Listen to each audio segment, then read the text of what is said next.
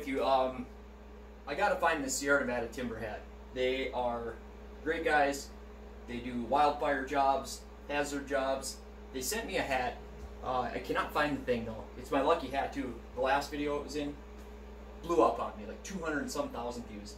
I don't know if you guys see it. Let me know. It's got a gray front. It's black, and I think in the back, and then it's got a brown, like a brown badge on the front of it. It's a really cool looking hat. Actually, let me just call these guys.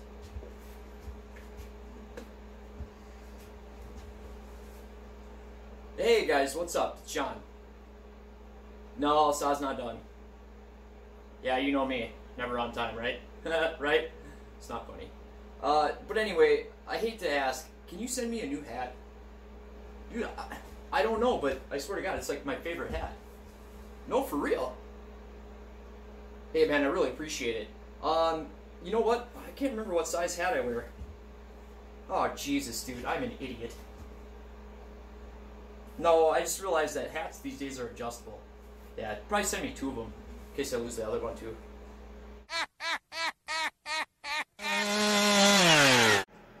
Found it, guys. Welcome back. Part 2. This hopefully goes as good as the first one because I got a lot of positive feedback on the first one. So we'll keep it rolling. You can't say I ain't trying on this one. So I literally put this backdrop, which is basically a fancy way of saying blanket. And I noticed in the other video when I would look this way, it would get kind of cluttered in the background. So this way it's just, you can see what I'm doing. I don't know. I don't know if it's worth it or not, but I am going to go into detail on these builds. So answer any questions. You know, if you have a legit question, throw it in the comments. I'll try to get to it, and I'll go over a couple things that people had asked and I thought were pretty good points. So we'll answer that stuff. So again, it's going to be a long, boring video, but if you're into that kind of thing, stick around. So I even got a tripod. Huh? That's pretty slick. So I'm going to set this all up. First, we're going to go over the port timing numbers. Okay, so let's address this. On the first video, I had changed the numbers, and the reason I did that is because when I originally got them, I was looking through the phone trying to do that, and I said I'd go through it and make sure that they were good. So I did, and I actually changed them. I think we were at 79, and the exhaust was 101. That didn't change, and I think the uppers changed to 123, or from 123. So these are the actual numbers. I'm not trying to pull anything or hide anything, nothing like that. And someone had asked how the exhaust and uppers didn't change the same as the intake. And the reason for that is because I know where I'm going to end up after I deck it. Because, let's look at the cutaway here. So, when I dome the piston, and the piston is already done, so I'll show you a little bit of what I'm doing with that, don't worry. But, if you look at, I call this the corner. Whoop. This would be the corner of the piston, this edge, top edge. Now, when I dome and deck the cylinder, I'm taking material off the base of the cylinder and it's dropping the whole cylinder down, right? The skirt is where intake timing is done. So if I drop the whole cylinder, instead of opening here, it's going to be opening earlier. It's going to be opening down there. That's how we're gaining on the intake. So the exhaust and uppers is done on the corner of the piston on top. Now if you imagine this dome piston is in there, the corner of that piston is going to be lower. So instead of opening here, it's going to be opening here. See what I mean? Same with the uppers. Instead of here, here. So that's how I know what's going to happen already when I deck it and do the piston. The intake is going to go down to about 81, and the exhaust and uppers are I'm only gonna lose. I call it losing because if we went 3 degrees on the intake to 81, and then these numbers are going to go up.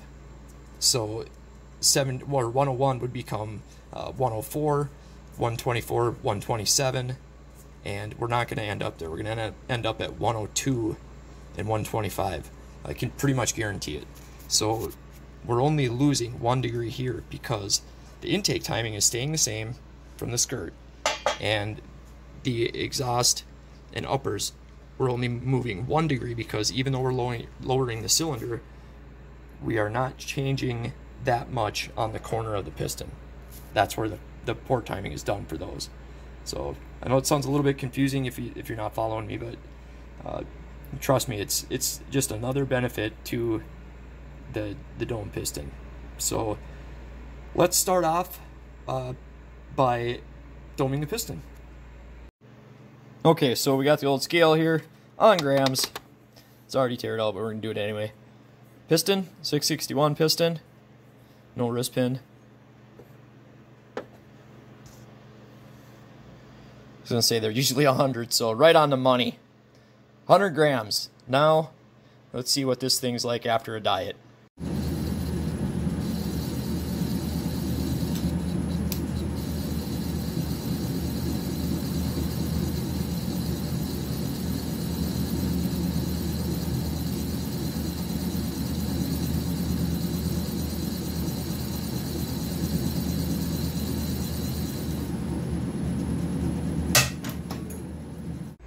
Well, hey, don't complain. That's more than I've shown before. And again, I just can't show exactly how I do it. But if you're talented enough at machining, you can figure it out. Also, now I'm going to clean up the edges, which I've already done. But let's get in our time machine, and I'll show you a little bit of that. So also, to shave weight, I'll clean up on the inside of this piston any like stamping that doesn't need to be there. Clean up the edges. I'm just about done now, but open up the windows a little bit. It's all about how far do you want to go on this stuff. If you've seen a Wiseco piston, they're really clean. They got real clean edges, and you know, it just showed me that you can, a lot of this, you know, these edges stick out way down here by the corners. You can shave them back a little bit, and it's always worked for me. I do round out these corners a little bit with a file, but how far do you want to go with it? You know what I mean? It's all how much you want to do, how far you want to go, what your aspect is or your angle is. But pistons need love too. That's kind of my theory. A lot of people skip the piston.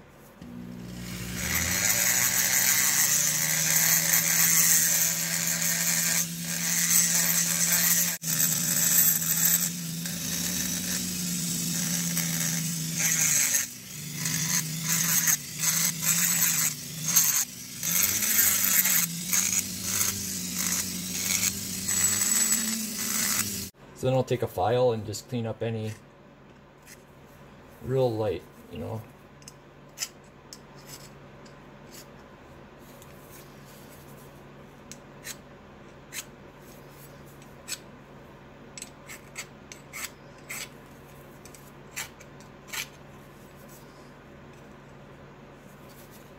Looks pretty damn good. There we go.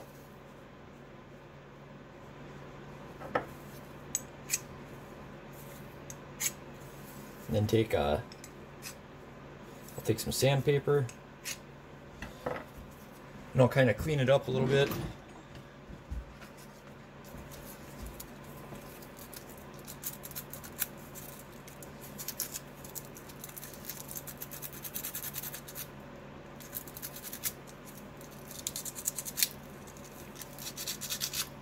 It's kind of weird. It's like people, everybody concentrates on the cylinder, and you know, your piston has a lot to do with what's going on inside that engine. To neglect it and to not do anything with it almost seems silly to me. But you'll see time and time again that people that build saws, they just act like it's not part of the equation. And to me, it's a huge factor. What really got me thinking about pistons was Wiseco. I've been using those Wisecos. I don't know, Wiseco, Wiseco, W-I-S-E-C-O. They make some phenomenal pistons. They're about $160 or more. But you know, if you hold one in your hand, look at it, and see how precise it is, and it's amazing. And as soon as I saw that, and put one in a dirt bike when I was probably 14 or 15, so we're 25 years ago, and I was like, I was blown away at the difference it made. Absolutely blown away.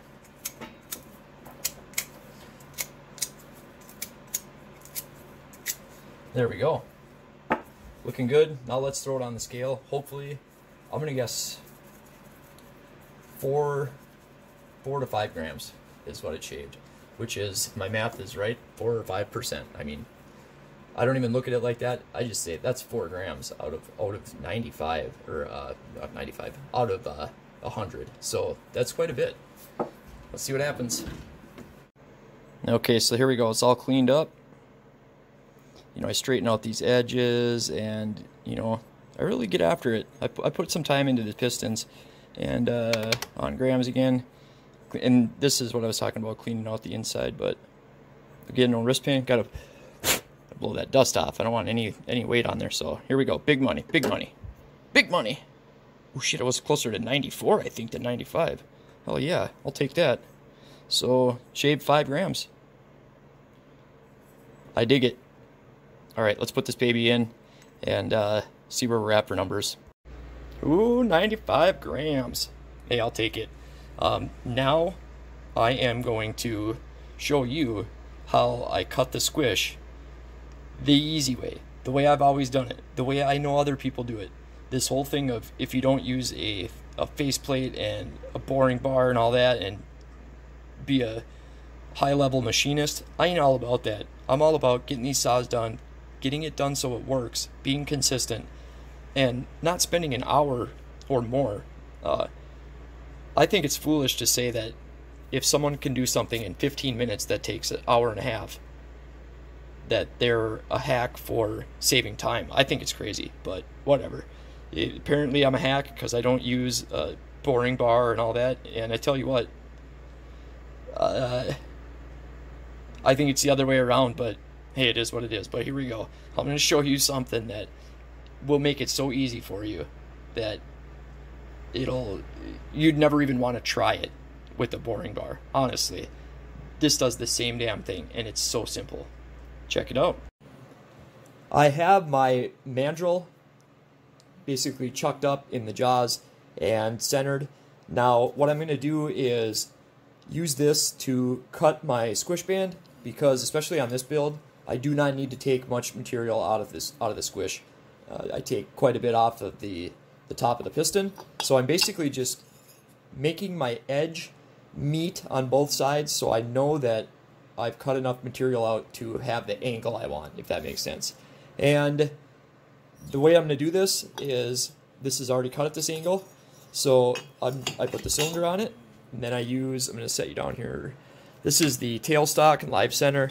Now, I did have to, and I have to do this on a lot of cylinders, if where this point hits on the cylinder, if that is in a spot that is not even, like it was on this one, it had a bad ridge there, you have to address that, flatten it out. Otherwise, when that point hits, it's going to want to press, you know, like down or up. It's going to camp that cylinder, and you can't have that. So now my live center meets right in a flat spot, and that's exactly what I want.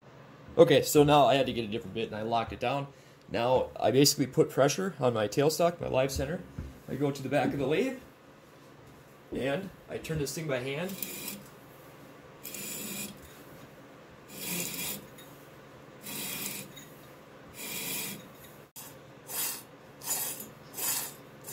Okay.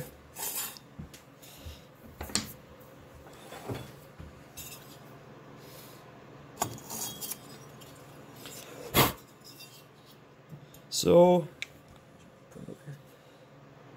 that's perfect. So now basically all I need to do, the way I do this build, is I want an even slope. So I know that I have the angle to match the top of my piston. So there we go. That is perfect. I don't need to take any more material off than that. And now I will see where I'm at for squish clearance. Then I know how much I can take off the base, and then I'll cut the piston and deck the cylinder. So now I have my cutter resting against the base of the cylinder, and I know that is my 0. So I want to take material you know, this way. So I have my dial indicator set up down here, and I have that on 0. And as this carriage moves, it's going to move this needle that's pressing on the carriage. And I know if I take 48 thousandths off this dial indicator, that I'm taking 48 off my base. That's how I measure it. So let me set you somewhere. This I don't want to do with one hand, because I can't screw something up. That'd be a bad deal. So you set you down and be right back. Here we go. Best seat in the house, guys. Lock up the gearbox. Get to machining. So I go all the way to the inside, and then I start out. So first pass, I don't take a whole lot off my first pass, just to get it leveled out, and then I'll take about 10 thou at a time. So there'll be a few passes. Might edit some of this out, but it is what it is, guys. Okay, so now I'm gonna watch my dial indicator. I'm gonna take about 6 thou off, 5, 6 thou, and just gonna run this out.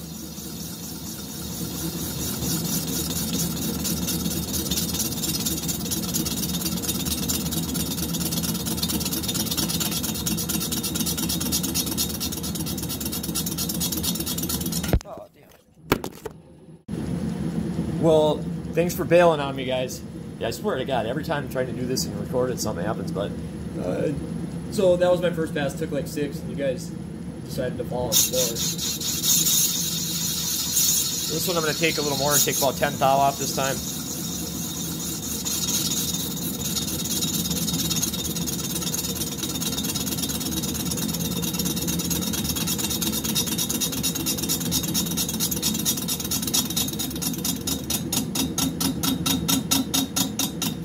And you can go from outside in, inside out, it doesn't really matter. So now this one I'm going to go from outside in, so I'm moving my 10 thou again.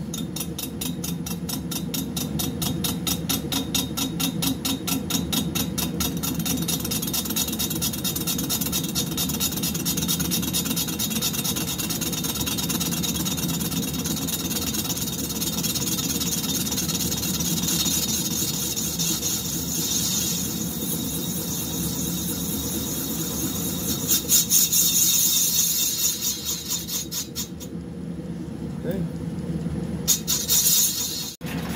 So now I'm cutting it with the auto feed. It takes a while, but it makes a perfect cut, so I think it's worth it on the final one. So just sit here and wait for it to get done. It gears it down a bit, and like I said, it just makes like a perfect cut. So, and then when it gets to the end, I'll shut her down, and she'll look just beautiful.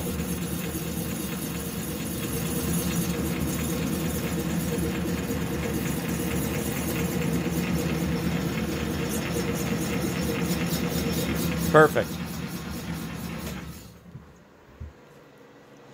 Ooh, yeah, looking good.